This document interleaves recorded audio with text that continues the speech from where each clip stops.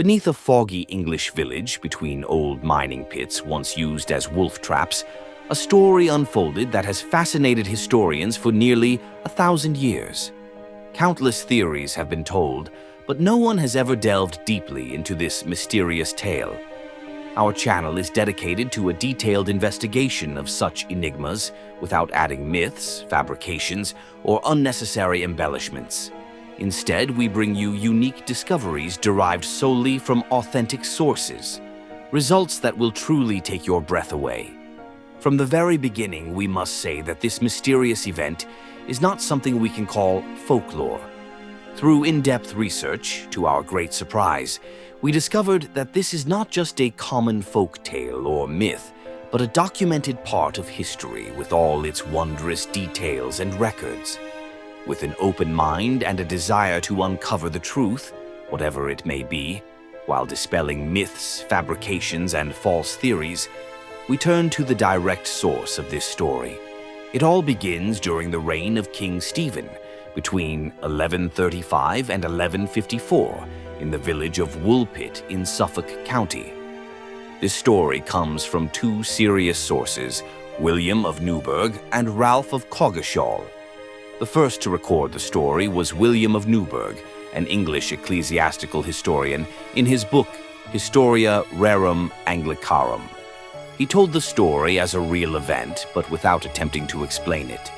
William was a canon, an Augustinian, at the Newburgh Priory in Yorkshire. Both contemporaries and later historians consider him one of the more reliable chroniclers of his era. William was known for being critical and rational for his time. He often criticized other writers for exaggeration and fanciful stories.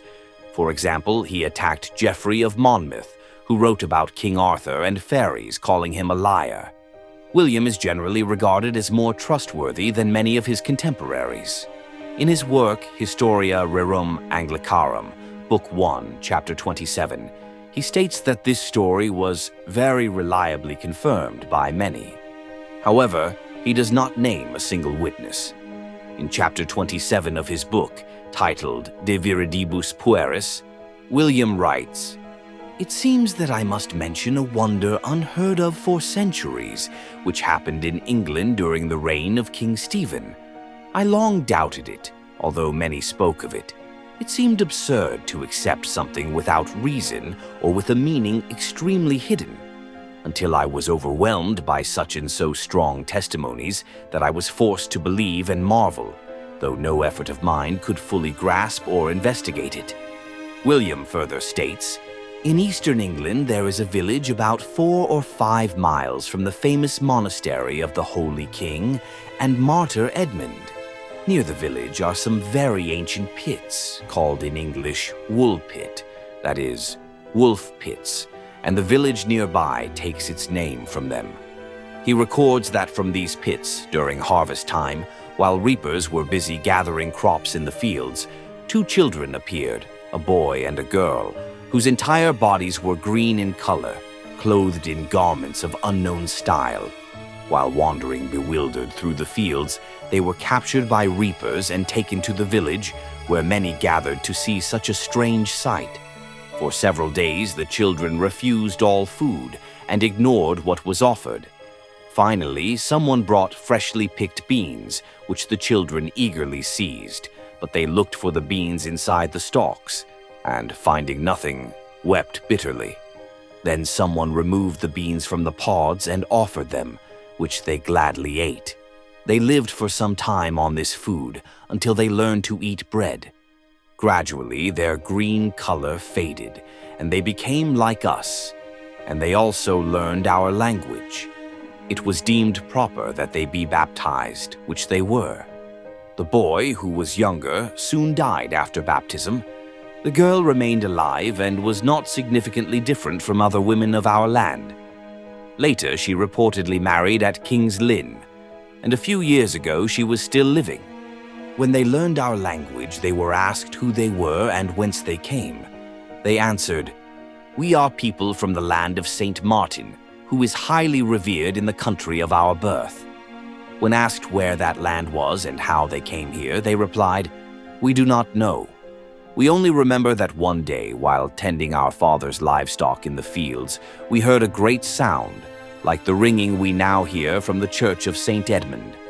We turned toward that sound, and suddenly, as if overcome by sleep, we found ourselves among you in the field where you were reaping. When asked whether the people of their land were Christians and had churches, they said they were. But the sun does not rise in our land. It is not lit by its rays, but enjoys the light which is with you, whether the sun rises or sets.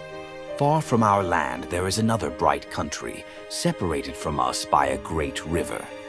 William concludes by saying that anyone who wishes may judge and reflect on this story as they can. For him, it is not difficult to report this astonishing and incredible event. The second, and perhaps more intriguing source of the story, is Ralph of Coggeshall, a Cistercian chronicler from eastern England, who recorded it in his work Chronicon Anglicanum on pages 118 and 119. Although Ralph wrote several decades after William's death, his testimony provides additional details compared to William's account. Ralph notes something unique, that the children were taken to the household of Sir Richard de Calne at Wykes, from whom he claimed to have heard the entire story, along with his household members. Ralph recounts a story quite similar to William's, but he does not state that the children came from the land of St. Martin.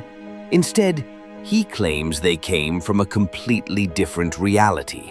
This raises the strong possibility that the testimony about St. Martin's land was inserted later by those who passed the story to William. Supporting this, during the 13th century in England, there were many churches and monasteries dedicated to St. Martin.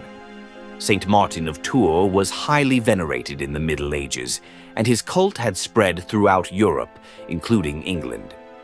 Churches, monasteries, and chapels often had shrines or altars dedicated to St. Martin. Did clerics or devotees of St. Martin deliberately insert this part into the children's testimony to emphasize the saint's importance to the wider world? There are strong indications for this. For if the children came from the land of St. Martin, where everyone was Christian and churches dedicated to him existed, how is it that they were not baptized in their own land? According to the customs of the Roman Catholic Church in 13th century England, baptism was practically obligatory immediately after birth. England had not yet undergone the Protestant Reformation, which began in the 16th century, so Catholic rules applied. Ralph also states that the girl was later baptized, but not the boy. In Chronicon Anglicanum, pages 118 to 120, Ralph writes, "One child was found together with his sister by villagers of that region, near the edge of a pit. The shape of all their limbs was like that of humans, but the color of their skin was entirely different from that of mortal men in our world. The whole surface of their skin was green. Their speech was understood by no one. They were therefore taken to the Lord Richard of Calne, a night where, in Wykes, they wept bitterly out of astonishment.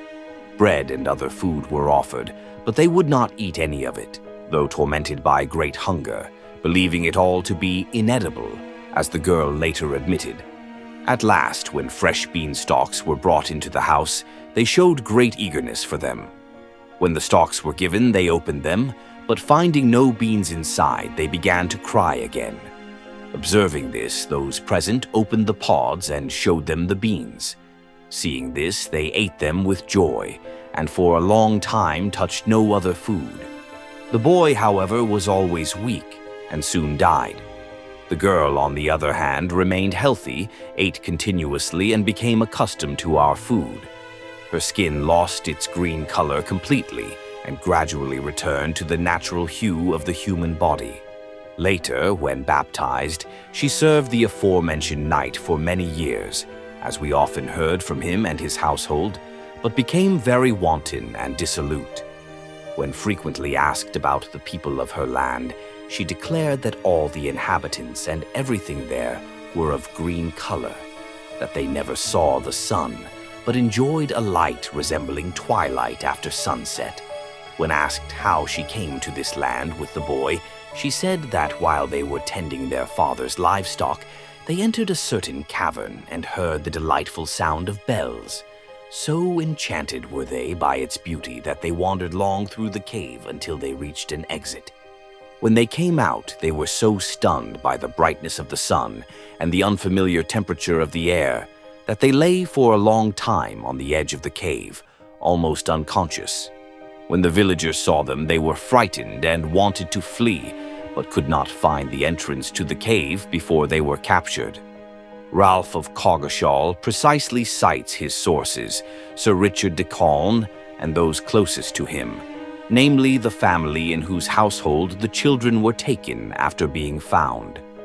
Moreover, the abbey at Coggeshall was about 40 kilometers from Woolpit, so the Cistercian chronicler undoubtedly had a better chance of uncovering the story's origin than William of Newburgh, who recorded it practically from the other side of England.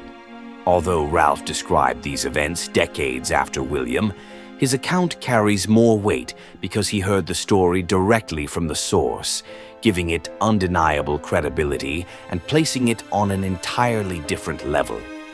This type of first-hand testimony transforms what was thought to be a legend into a historical phenomenon and makes the mystery even deeper. The story of the Green Children of Woolpit is a mystery that is truly hard to explain. It is a story that witnesses treated as historically significant. You may call it a legend or folklore, but it is not. All the evidence points to the fact that the event really happened. That we cannot explain certain phenomena may simply be proof of how limited our knowledge truly is.